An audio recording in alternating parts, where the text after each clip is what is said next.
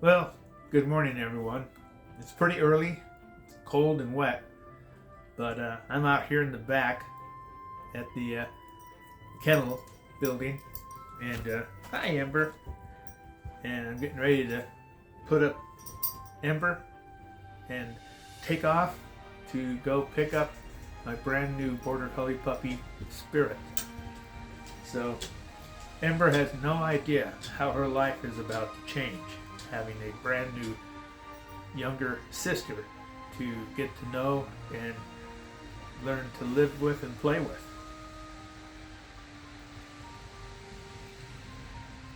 I've been going through my head these past 2 weeks here, preparing for this day, remembering back when Sarah and Katie were 10 weeks old, when I got them and raised them together for over 15 years as sisters.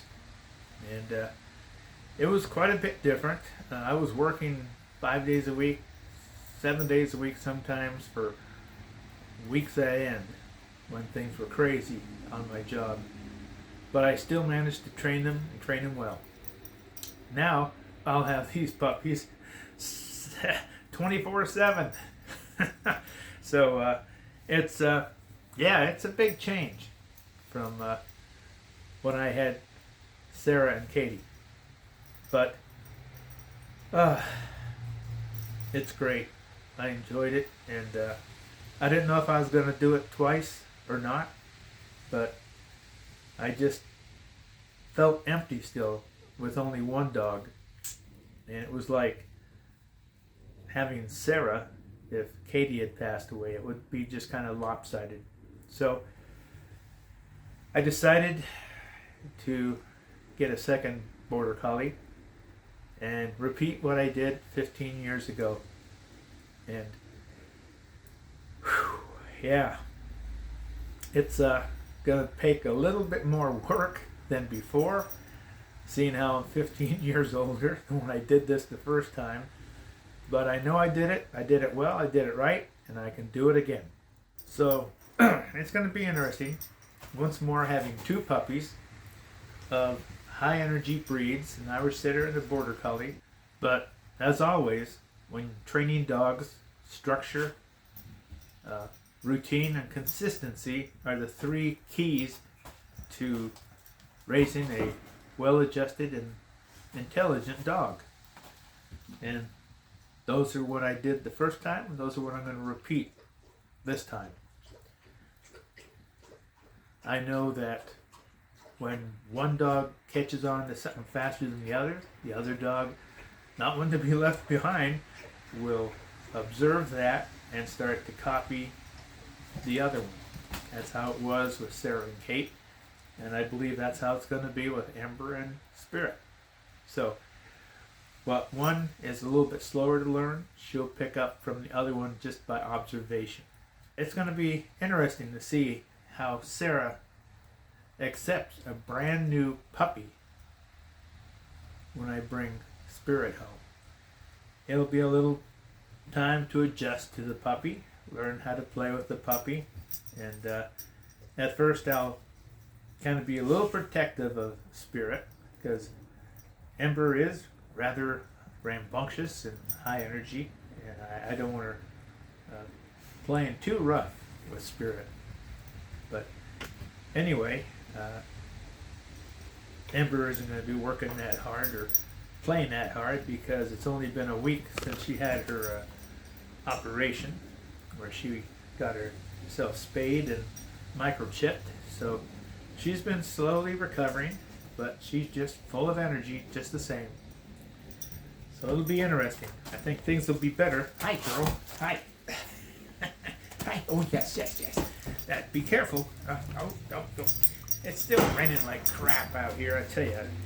It don't pay to put on clean clothes because it should get you muddied up just as soon as you change pants. It's a waste of time. So in the coming weeks, I'll be releasing my official relaunching of my Doggone RV'N channel here on YouTube.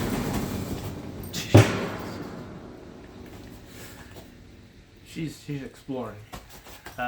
and then after that I'll have my official introduction of Spirit here on the channel, and you guys will get to see her and watch her interact with Ember, and just a fluffy ball of fur, so damn cute, and we'll go from there. Now, oh, what are you doing? What are you doing?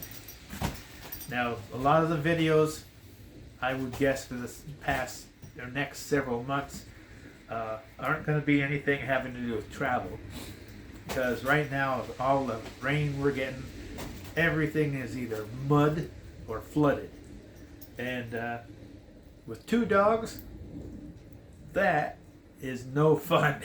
And I'm not going to subject myself or the dogs to a muddy weekend or trip, especially when they're this young, learning to get used and play with each other.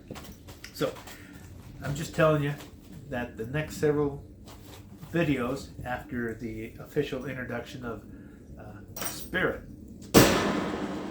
to you guys is going to be a mixture of I guess they call them video blogs, informational videos, training videos. If you have a dog or puppy and you want some hints or tips on how to accustom your dog to your RV travel, your RV lifestyle, I'll have examples of what I do to get my pups used to traveling in our little 19-foot by I don't know, just over 6-foot wide Class B RV, and hopefully those will be interesting enough to my viewers that you guys will hang in there until we see the sun again for longer than just 3 hours before sunset. And we can go someplace where it's going to be at least dry, and let the dogs out and relax and play. But I really don't know what the future holds. You'll just have to hit subscribe, hit thumbs up, and then hit that bell icon, so whenever I have something to release new to inform you guys as to what's going on, you will be notified and can keep up with our adventures.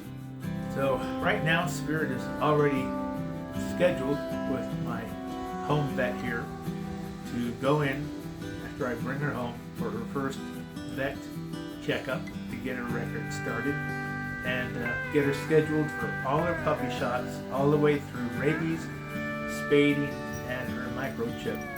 So I get all that laid out, scheduled, because I tell you, trying to see a vet or a doctor nowadays could take you months. It's just going to be a channel about the dogs and I and our travels together, and the things I want to share with you if you travel with your dog that will make your life and your pet's life a hell of a lot better on the road, and easier and safer. So that being said, as always here on Doggone RV'N, the girls and I wish you all happy trails, and woof woof. Catch you later.